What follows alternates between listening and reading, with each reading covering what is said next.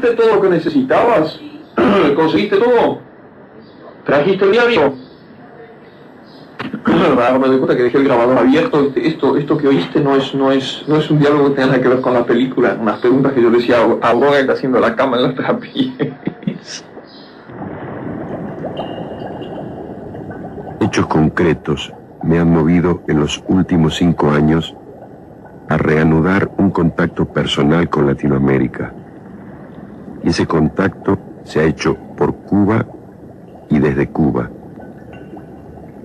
De mi país se alejó un escritor para quien la realidad, como le imaginaba Mallarmé, debía culminar en un libro. En París nació un hombre para quien los libros deberán culminar en la realidad. Este proceso comportó muchas batallas, derrotas, traiciones y logros parciales. En 1957 empecé a tomar conciencia de lo que pasaba en Cuba. Antes había noticias periodísticas de cuando en cuando, vaga noción de una dictadura sangrienta como tantas otras, ninguna participación afectiva, a pesar de la adhesión en el plano de los principios. El triunfo de la Revolución Cubana, los primeros años del gobierno, no fueron ya una mera satisfacción histórica o política. De pronto sentí otra cosa. Entendí que el socialismo, que hasta entonces me había parecido una corriente histórica aceptable e incluso necesaria, era la única corriente de los tiempos modernos que se basaba en el hecho humano esencial, en el simple principio de que la humanidad empezará verdaderamente a merecer su nombre el día en que haya cesado la explotación del hombre por el hombre.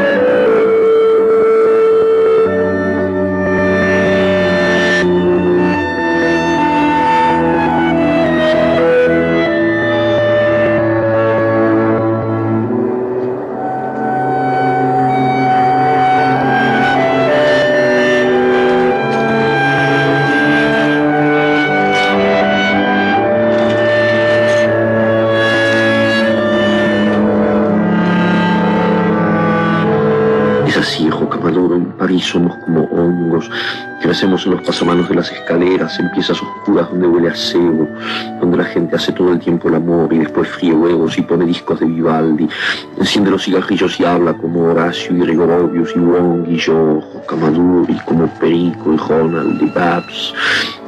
Y afuera hay de todo, las ventanas dan al aire y eso empieza con un gorrión o una gotera. Llueve muchísimo aquí en Jocamaduro, mucho más que en el campo, y las cosas se arrumbran, las canaletas, las patas de las palomas, los alambres con que Horacio fabrica esculturas. Casi no tenemos ropa, nos arreglamos con tan poco, un buen abrigo, unos zapatos en los que no entre el agua. Somos muy sucios, todo el mundo es muy sucio y hermoso en París, Jocamaduro. Las camas huelen a noche y a sueño pesado. Yo no te podría tener aquí, aunque seas tan pequeño no cabrías en ninguna parte, te golpearías contra las paredes. Cuando pienso en eso me pongo a llorar. Horacio no entiende, cree que soy mala. Llego mal en no traerte, porque sé que no te aguantaría mucho tiempo. Nadie se aguanta aquí mucho tiempo, ni siquiera tú y yo. Hay que vivir combatiéndose, es la ley, la única manera que vale la pena, pero duele, Jocamaduro, y es sucio y amargo. Horacio tiene razón, no me importa nada de ti a veces, y creo que eso me lo agradecerás un día cuando comprendas, cuando veas que valía la pena que yo fuera como soy. Pero yo hago lo mismo, Jocamaduro, y te escribo esta carta porque no sé, porque a lo mejor me equivoco, porque a lo mejor soy mala o estoy enferma o un poco idiota. Te quiero tanto, Jocamaduro, bebé Jocamaduro, dientecito de ajo. Te quiero tanto, nariz de azúcar, arbolito, caballito de juguete.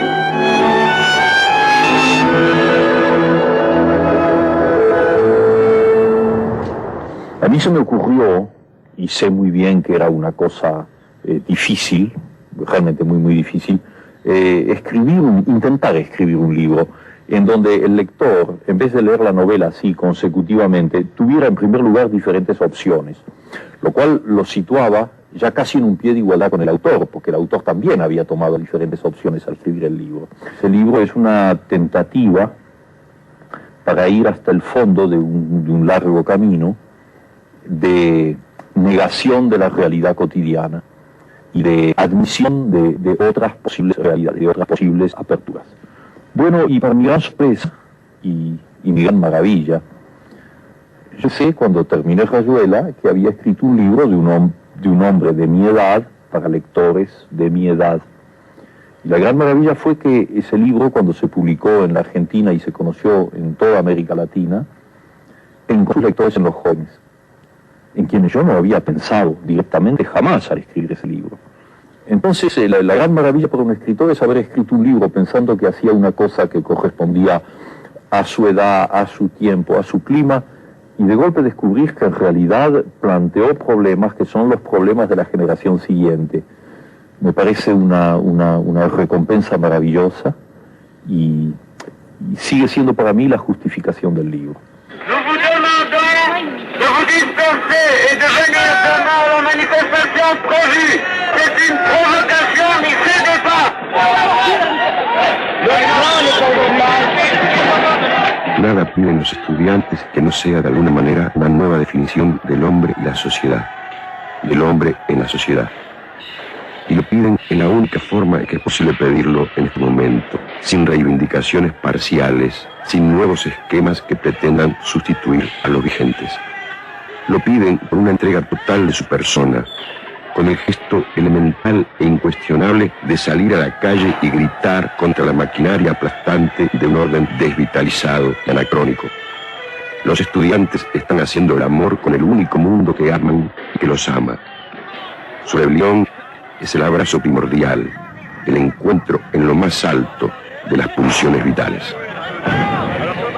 En el pabellón de la Argentina, ¿cómo no iba a manifestarse ese salto hacia una realidad auténtica, cuando bajo su techo se venía reiterando la injusticia, la discriminación, la estafa moral, que no era más que el reflejo de lo que sucede allá en la patria, allá en tantos países de América Latina? ¿Cómo no comprender entonces el sentido más profundo que tiene hoy aquí entre nosotros la evocación del ejemplo vivo del Che? ¿Cómo no comprender que lo sintamos tan cerca de los jóvenes que se baten en las calles y dialogan en los anfiteatros? Para el Che solo podía y solo puede haber un homenaje, el de alzarse como lo hizo él contra la alienación del hombre, contra su colonización física y moral. Todos los estudiantes del mundo que luchan en este mismo momento son, de alguna manera, el Che. Porque esta gran humanidad ha dicho basta y ha echado a andar. Y su marcha de gigantes ya no se detendrá. Yo tuve un hermano. No lo vimos nunca, pero no importaba. Yo tuve un hermano que iba por los montes mientras yo dormía. Lo hice a mi modo. Le tomé su voz libre como el agua. Caminé de a rato cerca de su sombra. No nos vimos nunca, pero no importaba. Mi hermano despierto mientras yo dormía. Mi hermano mostrando detrás de la noche su estrella elegida.